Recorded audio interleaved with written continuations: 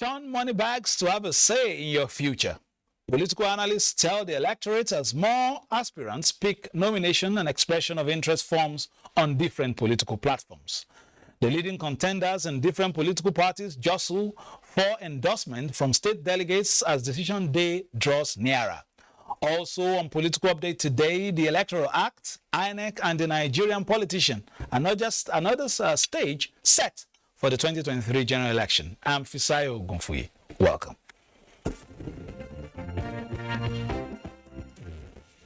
Vice President Yemi Osibajo has met with All Progressive Congress delegates in Kwara State ahead of the party's primaries later this month. He promised to leverage on his experience as VP in the last 7 years to stabilize Nigeria if given the opportunity to rule in 2023. Professor Yemi Osibajo proceeded to the palace of the Emir of Ilorin, Alhaji Ibrahim Zulu Gambari, where he intimated the monarch about the purpose of his visit to the ancient city of Ilorin, which was to meet with APC party delegates over his aspiration to be the presidential candidate of the party. His promise is to use his experience as vice president and someone who had acted as president to stabilize Nigeria if given the opportunity to rule in 2023. And after having learned a great deal from the leadership of President Muhammadu Buhari, who gave me every exposure to all the intricacies of governing a complex and very diverse country such as ours. I felt that all of what God had given me, all of the experience and knowledge that God had given me within these past 7 years, within which I acted as president on occasion, I felt that it would be important for me to put myself forward to the service of this country. The Emir of Ilorin, Alhaji Ibrahim Zulu Gambari, said he was confident the vice president was up to the task of running a progressive Nigeria. The vice president thereafter proceeded to the banquet hall of the government house to meet with the APC delegates behind closed doors.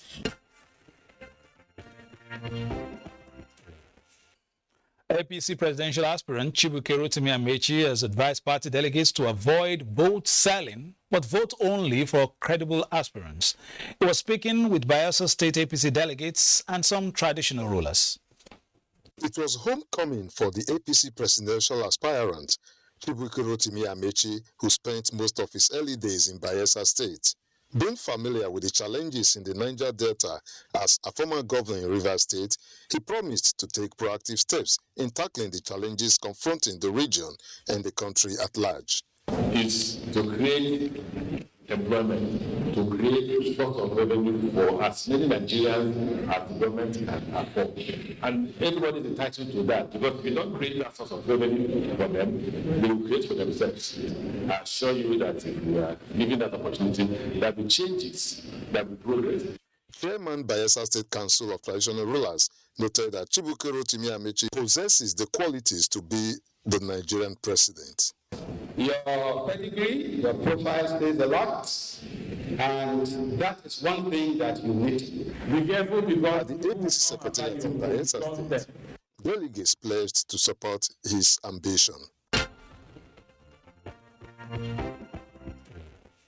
Former Vice President Atiku Abubakar and the presidential aspirant under the People's Democratic Party has pledged to restructure the country if given the opportunity to become Nigeria's next president. He made the pledge while addressing PDP delegates, including Governor Ifeanyi Okowa, at the Unity Hall Government House, Asaba, Delta State. The former vice president outlined other areas he would focus attention on: insecurity, economy, and education, if given the opportunity to serve the nation. He believes the country needs an experienced hand to navigate through. He thanked delegates from Delta State for the support given to him at the Port Harcourt Convention in 2019 and urged them to replicate same this time around. Unity is number one.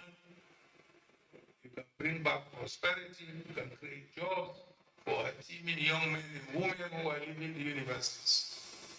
And I said, we then move on to education. Today, our universities have been closed for only goes nowhere. Governor Okowa said Alhaji Abubakar had the experience to take the country out of the challenges bedeviling the nation, affirming that the issue of restructuring is germane to the people of the Niger Delta region in the choice of who should rule the country in 2023. We believe that you are now we can trust. Because the issues that you have raised are issues that concerns us and concern this nation. The meeting was attended by delegates from federal to the local government levels. And former President of the Senate, Senator Bukola Saraki, says a new Nigerian in line with the dreams of our founding fathers is possible. Gathered here are a cross-section of top media practitioners and more than 150 PDP delegates across the country.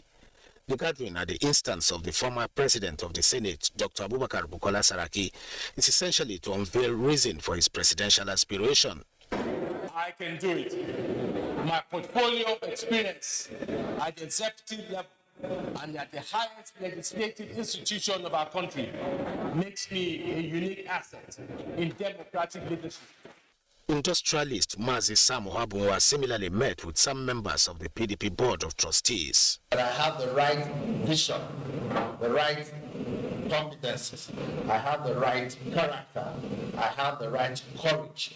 At the National Secretariat of the People's Redemption Party, son of the late MKO Abiola Kola and host of others who are at the party's national headquarters, were debriefed the National Working Committee of their aspirations. If I get the chance and when I become the president and commander-in-chief, I'm ready again to die for Nigeria. What I want to do is to revive this party by coming to this party. By doing that, I'm bringing in fresh youth, fresh membership, fresh participation. Party in Talakawa. All they want to do is to serve the Talakawas. Similar declaration of presidential aspiration also held at the National Secretariat of the National Rescue Movement. We will again rebuild Nigeria. We will reclaim our future. As you saw in those clips, the race to Aso Rock Presidential Villa has begun in earnest. Definitely some will fall by the wayside because in this race many are called, but only one will be chosen. Other chairs in the seat of government will also be keenly contested, but how does the electorate select the best and not fall for splash or color? How can the umpire, which is INEC, officiate without encumbrances? Political and public affairs analyst Judy Ojo joins us today on Political Update. Thank you for joining us. My pleasure. Good afternoon. I've seen some interesting promises so far, and we've seen these dances just like, for a festival that comes every 4 years.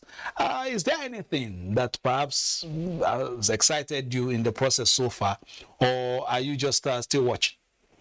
I would say I'm still watching. It's same of same. Like it's a recurring decimal every 4 years, and nothing prepares me for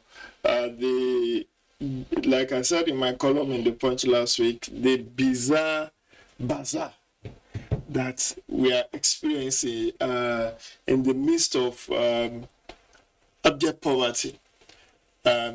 100 million becomes like a chicken change to our political ruling elite. That I didn't bargain for, because this is the time we've had the highest amount of nomination form by the dominant political parties. In PDP, 40 million happens to be the highest. In APC, 100 million. Of course, 4 years ago, APC was talking of 45 million as the nomination fee for presidential candidate. But that has more than doubled now, less than 4 years after. And that in itself is a shock. A rude shock that in spite of that, you still have close to between 28 and 30 initially declaring, and not all of them purchase form anyway, but at least for those who declared were like 28, between 28 and 30. And now we saw a scenario where those who never, even officially on their own,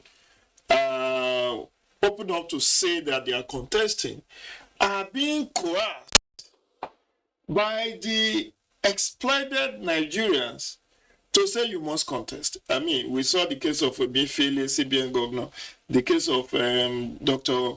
Akinwumi Adesina of African Development Bank.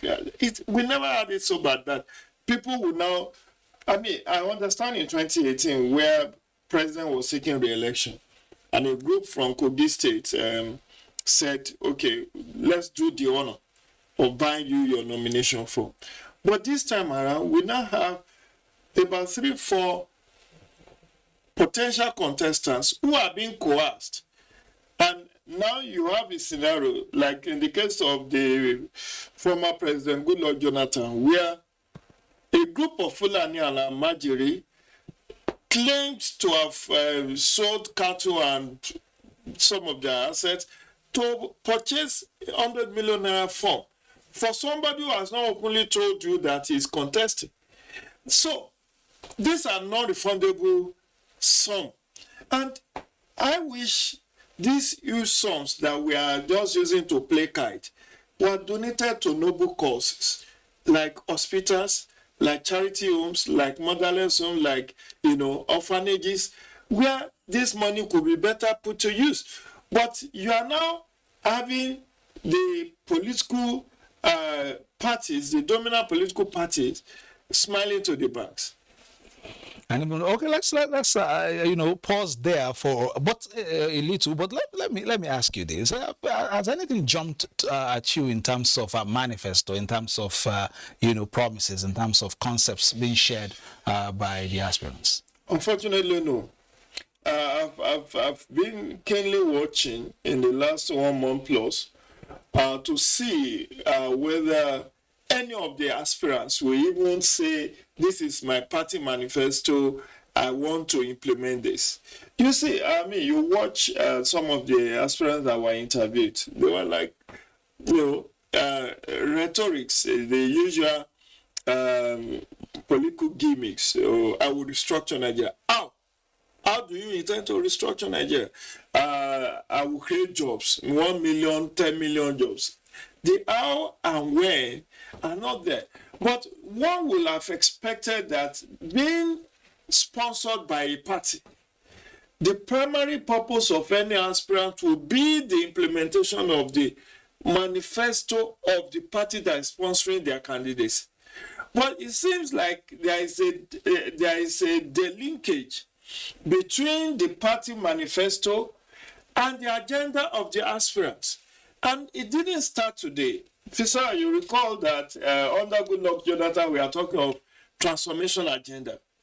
Under the Buhari administration, we are talking of change, a matter of change. Is that what APC stood for? What is the manifesto of APC? These manifestos are registered with INEC, likewise the Constitution, but none of them is talking about implementing this manifesto. So it's like everybody is running their own race, independence, and the party becomes a special purpose vehicle through which they just wanted to climb to power. Omnibus. Let's move very quickly. The screening of aspirants for governorship, Senate, and House of Representatives positions on the platform of the All Progressive Congress continues in Abuja. The aspirants who have gone through the exercise are hopeful of a hitch-free exercise. As they make their way into the waiting room, aspirants were subjected to the first round of verification of presenting all payment details before they were directed to the designated panel for proper screening behind closed doors, while some were seen sitting down patiently before they were called upon. Others were upstanding, cashing on the opportunity to rub minds with their political allies. Those screened shared their experiences. I also had a few questions to ask me on this, and this, and I believe I will take my time properly to answer the questions. And it was cordial, it was friendly. It is very smooth, very simple, because it's a procedure that we are used to, and I've done it. So they have to go through every document that you have in order to make sure that we don't lose the elections through technicalities. You can see well articulate, very much organized, professionals who are brought in to really to conduct, the screening. The screening exercise is being done simultaneously for governorship, Senate, and House of Representatives aspirants. While the national chairman of the People's Democratic Party, Yochi Ayu, has reaffirmed the commitment of the party to be fair to all aspirants in and ahead of the 2023 general elections. Let's take that report now. This meeting is centered on making plans ahead of the People's Democratic Party's primary elections, scheduled for 28 and 29 of May 2022, with the PDP throwing open its presidential ticket for all aspirants amid calls that the ticket be zoned to the south. The party has constituted a 3-member committee to plan and organize the special national convention, and headed by former President of the Senate, David Mark. I urge you all to continue with the same enthusiasm to resolve differences within the party among ourselves. Some party members believe that the PDP is already delivering on its commitment to fairness from the just concluded screening of aspirants. It's the greatest clearance the People's Democratic Party can give people to qualify them for election. It's even far, far better than the provincial certificate that we are giving. And it's a good thing that is happening. The PDP was in power between 1999 and 2015 when it lost election to the All Progressives Congress, APC. I still have political and public affairs analyst Jidoju right here. We've spoken about the issue of huge sums of money for forms and expression of interest, you know, in the two big parties, as well as, you know, what has been happening in other platforms as well. Is that an indication that we are still going to see a preponderance of money politics in different climes across the country this time? I'm not sure there will be anything different from that. The stakes are very high. In spite of the grinding poverty and unemployment, which is at 3.3%, the political class are leaving little or nothing to chance. And you could see one of the candidates in the upcoming Osun governorship election on July 16 saying he has brought in truckloads of foreign currencies, euro, you know, pound sterling, and even dollars. Perhaps it's to help different sectors of the economy. I mean, but that tells you how prepared, if somebody is boasting on camera that he has enough to dispense to make sure he wins. So it's not a bazaar. The highest spender may likely, although my research in the area of politics has shown that it's not only money that wins election. You may be a billionaire and lose election, and it's not peculiar to Nigeria. Even Ross Perot in US has perpetually stood the election as independent but never made any impact. And so, even perhaps because there's no machinery behind. Of course, there's no support structure. If you don't have support structure, people will collect your money and they won't vote for you. And that's why you see we have the jure 18 political parties, but we have a de facto two-party system. You know, APC, PDP. Others are just making the numbers. Because not that it's anything peculiar to Nigeria. Perhaps if you say at the national state, because in some states you still see the likes of Abuja, for instance, holding their own. How many states? I'm saying this is the global trend. It's not peculiar to Nigeria, so it's not like an uncharitable remarks on the other political parties. In UK, you have the Conservative and the Labour Party, but that's not to say you don't have Liberal Democrats, you don't have other parties that are in their existence. And who wins 236? In South Africa, apart from ANC, you still have economic freedom fighters of Julius Malema. But what we are saying is that de facto, we have two-party system in Nigeria running. And what has happened is that many of the contestants under this platform have come to realize that getting the ticket, the party primary, winning the primary is like halfway through. So there are places like in Lagos now, if you win APC tickets, you are almost one leg into the victory lap dance, because that is the dominant party since 1999. Of course, one or two places you may say PDP has been able to consolidate, but largely in many parts of Lagos State, if you get, and the same thing in Delta, if you get a PDP ticket in Cross River State until recent, or in Akwa Ibom, once you get the PDP ticket, you are like one way, you are almost on your way coasting home to victory. So what people now target, and what I fear most now, is that these party primaries will be highly monetized, because from the look of things, almost all the parties are going for the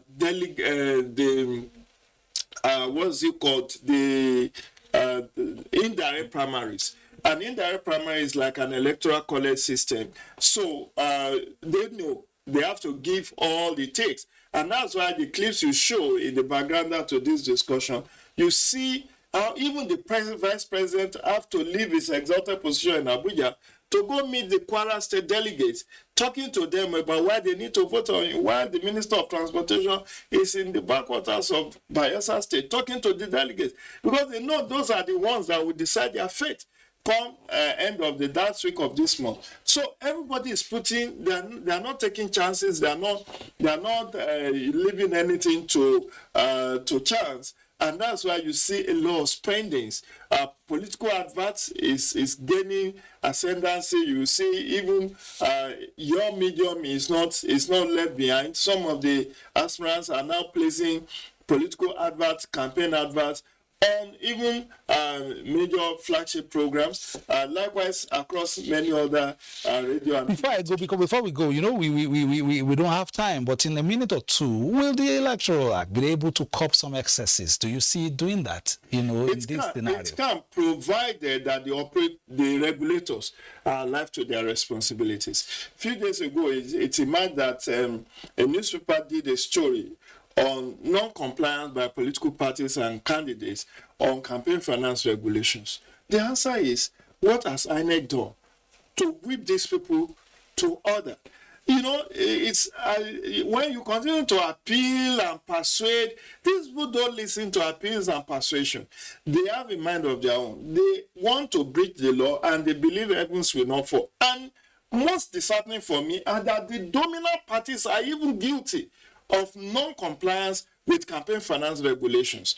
So the laws are there, and we could not have a better law than the Electoral Act 2022, because not only did it have far-reaching, reform agenda, one would expect that adequate implementation will bring us a better, more credible, inclusive, and free, fair. It even stipulated, put caps on spendings and donations as well. But that's not the first time he's putting those caps there. But you see, what we are seeing is that the provisions are there for inclusivity, for transparency and accountability, for punishing electoral offenses, but the application, the wielding of the stick by the regulatory agencies, and I'm not talking only of INEC. There are those that fall within the purview of police and other security agencies. There are those who fall within the purview of anti-corruption agencies.